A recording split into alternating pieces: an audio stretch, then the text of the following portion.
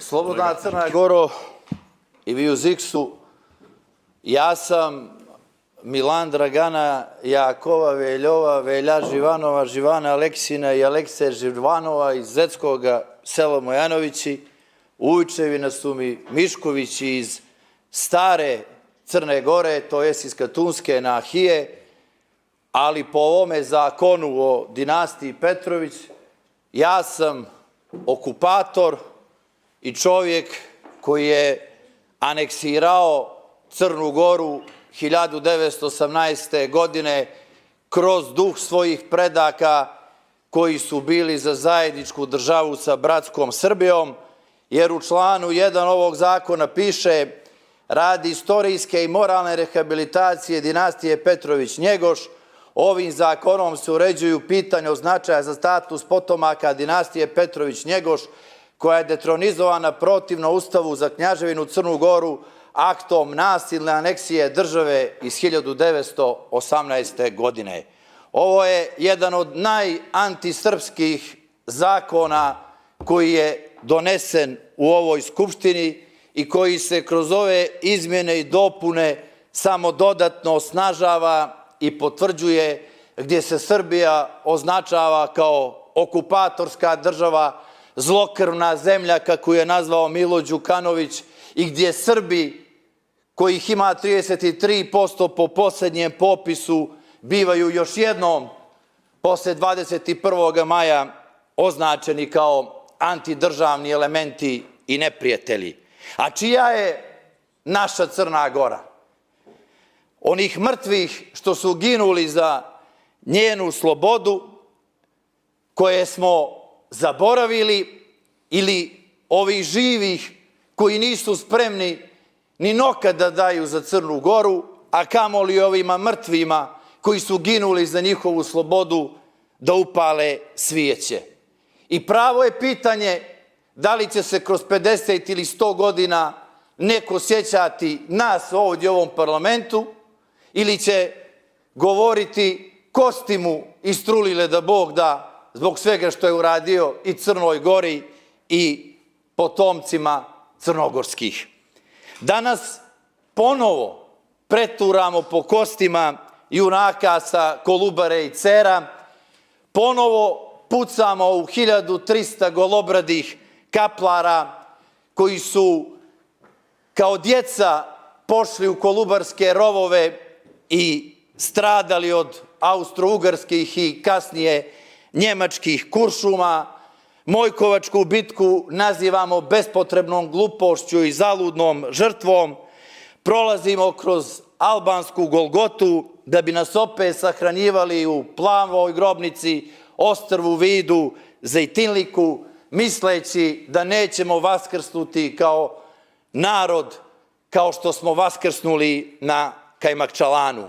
Crna Gora je jedina zemlja na svijetu koja svoj nestanak i kapitulaciju iz 1916. godine proslavlja kao slobodu, a svoje oslobođenje iz 1918. koje je proslavio čitavi svijet označava kao prisilnu aneksiju, i to od bratske Srbije. A kako nikad ne rekosmo ili napisasmo da nas je okupirala Turska nekoliko vjekova? Kako nikad ne rekosmo da nas je okupirala Austro-Ugarska?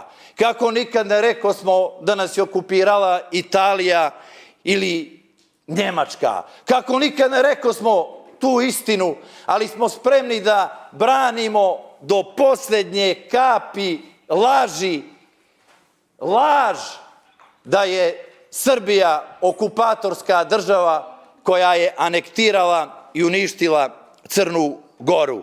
Kako nikad ne rekosmo da je Mahmud Paša Bušatlija spalio Cetinski manastir? Kako nikad ne rekosmo da je Omer Paša Latas 2 puta poharao crnogorske nahije i dolazio do Cetina i Cetinskog manastira? Kako nikad ne rekosmo da su u selu Srpska, pored crkve Svetoga Đorđa, na prevaru Turci zarobili vladiku Danila, a Zećani ga držali na ramenima dok starocrnogorci nisu otkupili ga zlatom i tako spasili Luču, crnogorske duhovnosti i državnosti. Kako nikad ne rekao smo da su ti Austro-Ugari 1916. okupirajući Cetinje i Crnu Goru srušili Njegoševu kapelu i raznosili mu kosti po Cetinju kao da se nalaze na pazarištu, prodavali su mu lobanju, prodavali su mu dijelove posmrtne kako bi ponizili i uništili Crnu Goru. Kako nikad ne rekao smo da su ti Austro-Ugari ukinuli ćirilicu, kako nikad ne rekao smo da su ti Austro-Ugari internirali i federaliste i unioniste i sve one koji su se borili protiv okupatora koji je želio da potpuno uništi duh crnogorske slobode. Ali kako nikad ne rekao smo i za Pivska Dola kako su Njemci pobili našu djecu i nejač u Plužinama, kako nikad ne rekao smo za Veliku, kako nikad ne rekao smo za sva stratišta srpskog naroda ili ako hoćete pravoslavnog naroda koje su istinski okupatori napravili Crnoj Gori. Ne, ovdje je važan narativ da je Srbija najveći neprijatelj Crne Gore.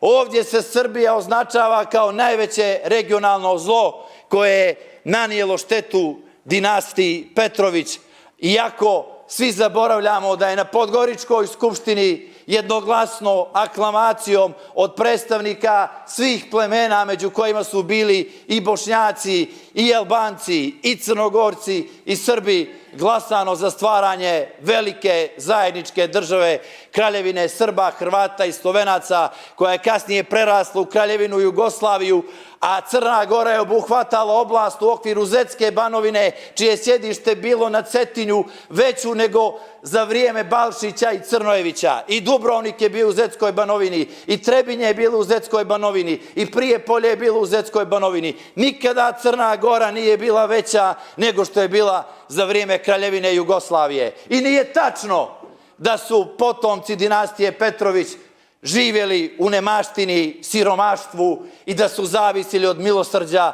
nekakvih kraljeva engleskih ili ko zna kakvih. 1927. godine donesen je zakon u Skupštini Kraljevine Srba, Hrvata i Slovenaca kojima se potomcima dinastije Petrović isplaćuje 42 miliona ondašnjih dinara, a to je tadašnjih 100 miliona, sadašnjih 100 miliona eura. Za tih 100 miliona eura potomci dinastije Petrović-Njegoš kupovali su vile po Azurnoj obali, princeza Ksenija je kupila Bugatti, prva žena koja je vozila, Crnogorka koja je vozila automobil bila je upravo princeza Ksenija, zato se zove njen autoput.